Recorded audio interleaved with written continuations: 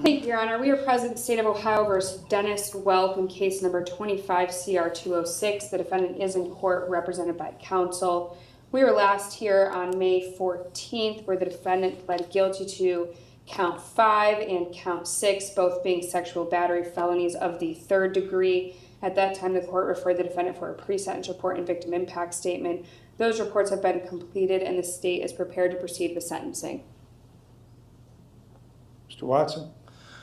Thank you, Your Honor. May it please the court. I'm going to be brief. This was a heinous crime, Judge. This was horrible in a lot of ways, but most importantly, because this was a minor child who almost assuredly didn't fully understand what was going on with somebody whom was entrusted to love her and to protect her. However, Your Honor, this is not indicative of who Mr. Welk is as a person. Yes, he has a record.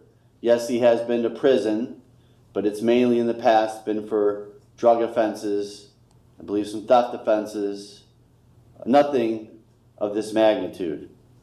On this day, and this is not an excuse, Judge, for his behavior, but on this day, Mr. Welk was drinking a lot, was highly intoxicated, and took advantage of his stepdaughter. Since the day I met him, he is in disbelief that he did this. He has expressed to me his remorse and his sadness and how he hurt her, how he hurt his wife, how he hurt the rest of his family. He knows, Your Honor, that he's going to be spending a lot of time in jail coming up. I know there's discretion with the plea with how much time that equates to. This court has a lot of discretion with that. Earlier in chambers, the state and I presented to the court a joint recommendation for 8 years. I'm going to respectfully ask the court to consider imposing that sentence because I believe Mr. Welk is remorseful. I believe that this is not who he is as a person, and I'm hoping when his time is up and he gets out, which by the way, he's going to be reporting as a sex offender for the rest of his life, so he's going to be under a microscope. He's going to be monitored for the rest of his life. But I'm hoping that he'll be able to piece things together, make amends with at least part of his family. I don't know if he can ever make full amends with everybody or not. And you're going to hear from him in just a minute, Your Honor. But again, I don't think this is who he is as a person. And I'm going to respectfully ask the court to consider adopting the joint recommendation. Thank you, Your Honor. All right. You are required to register in person with the sheriff of the county in which you establish a residency within 3 days of coming into that county, or if temporarily domiciled for more than 3 days. You are also required to register in person with the sheriff of the county in which you establish a place of education immediately upon coming into that county. If you establish a place of education in another state but maintain a residence or temporary domicile here, you are also required to register in person with the sheriff or other appropriate official in that other state immediately upon coming into that state. Failure to register, failure to verify residence at the specified times, or failure to provide notice of change in residence address or other required information as described above will result in a criminal prosecution. Mr. Watson, if you would present this to Mr. Welk for his acknowledgement and signature.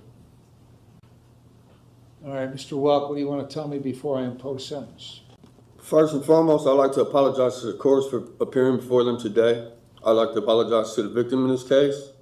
I'm not going to use alcohol or drugs as an excuse for anything. However, alcohol was a main factor in this case. But I take full responsibility for my actions because I chose to make the irresponsible decision consuming too much alcohol than I could handle, causing poor, regretful choices leading to my incarceration. I've read the police reports and feel ashamed, embarrassed, and hurt because that's not the person I am. And I wouldn't be standing here today if I would have just been more responsible. I have 4 younger children that I've let down because of being locked away from them. missing out on watching them grow, having to deal with that as a heartache alone. The only thing I can do now is work on myself while incarcerated, take advantage of all programs they offer, and become a better man and a better father, and not give up doing so. I have to make this my last time in jail, and I plan to. I'm sincerely remorseful to my victim in this case, letting her down when I was supposed to be a father figure in her life. I beat myself up over this every day. Over this, wishing I could take it all back. I just hope she can grow up in life and leave this in the past, and that it doesn't affect her future. Again, I'm sorry to everyone I caused pain to in this case.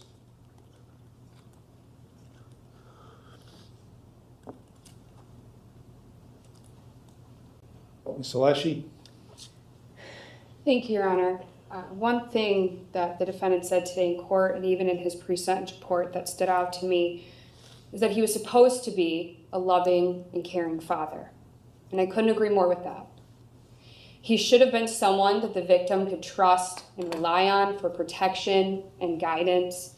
And instead, he used his role as a parental figure to manipulate her, exploit her, and violate her. And while there is a jointly recommended sentence here, the state believes it's essential to highlight not only what the defendant did pre-indictment, but also what he did after his arrest in this case. While incarcerated, he continued to communicate with the victim while in the Lake County Jail.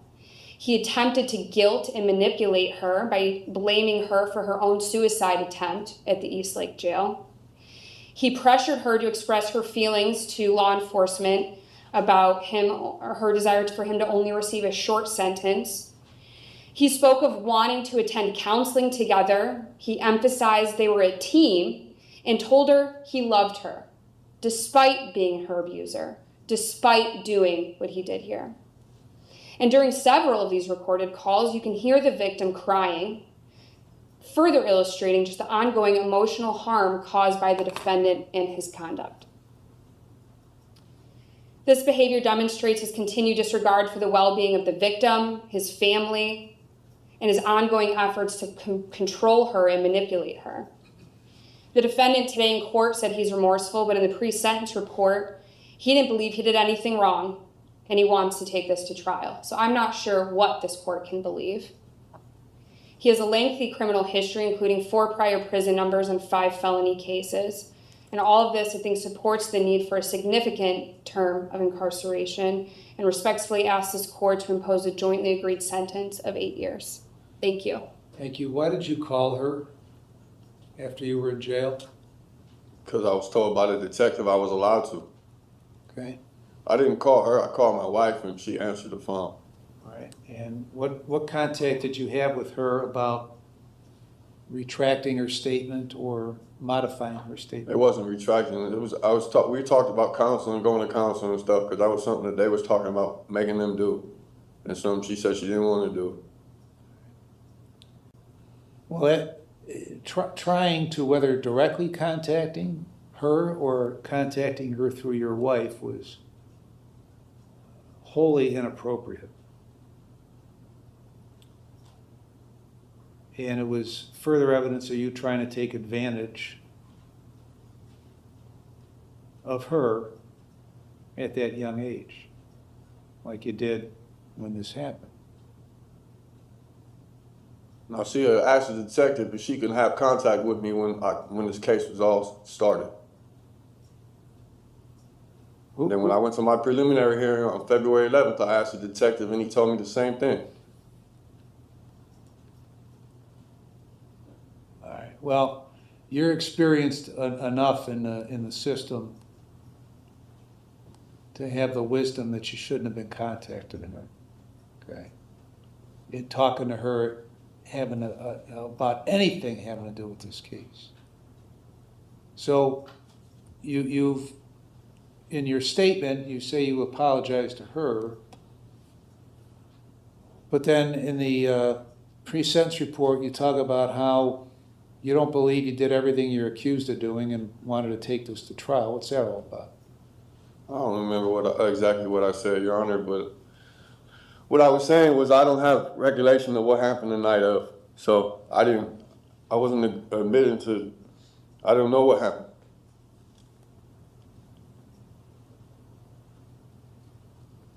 So did you or didn't you do this stuff? Yes. And I got to tell you, it doesn't get much worse than this kind of stuff. I understand. And I would note in the record that in 2009 or 2010, you were sentenced to prison on a burglary, released on judicial release, and then returned to prison after a violation of the judicial release.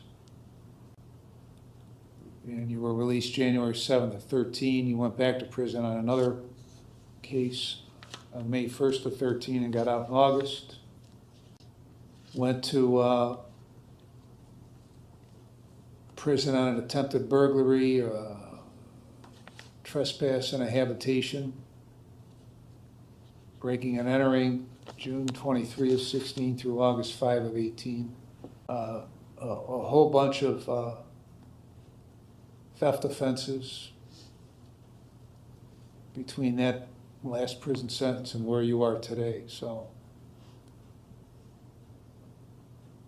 you've had a lifetime of criminal activity, but none worse than what has occurred here. So I've reviewed the pre-sentence report and a victim impact statement. I've considered what you have said, what counsel has said, and I've also considered that they've made a joint recommendation of 96 months in prison.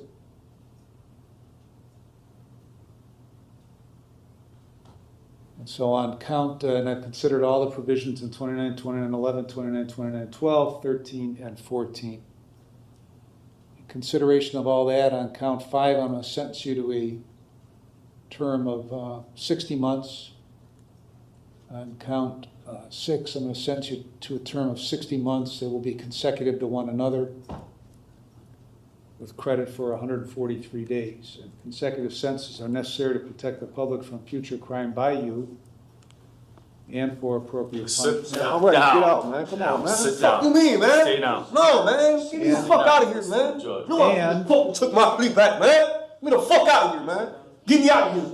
Get me out of here, man. Sit down. Get me out of here, man. Almost done, Judge. Get me the fuck out of here. And they No, man. Get me out of here. Get consecutive, me out of here, man. What the fuck you mean, nigga? Get me the fuck out of here. Man, get me the fuck out of here, nigga. Let me get my leg. Get me out of here, man. Just take him in the chair. Okay, we're in this chair. All right. Listen to the law. Put me on your visiting list Uh, for jail and for. All right, man. Stop touching me, man. I'm not doing shit, man.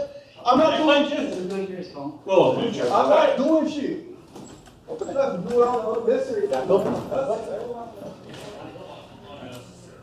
all right, consecutive sentences are necessary to protect the public from future crime by the defendant and for appropriate punishment. And they are very proportionate to the seriousness of the conduct and the danger he poses to the public. And his history of criminal conduct demonstrates that consecutive sentences are necessary to protect the public from future crime by the defendant. Costs are assessed, the remaining charges are dismissed. Anything else, Ms. Alessi? No, Your Honor, thank you. Mr. Watson? Nothing further, Your Honor. All right, we're adjourned. All right.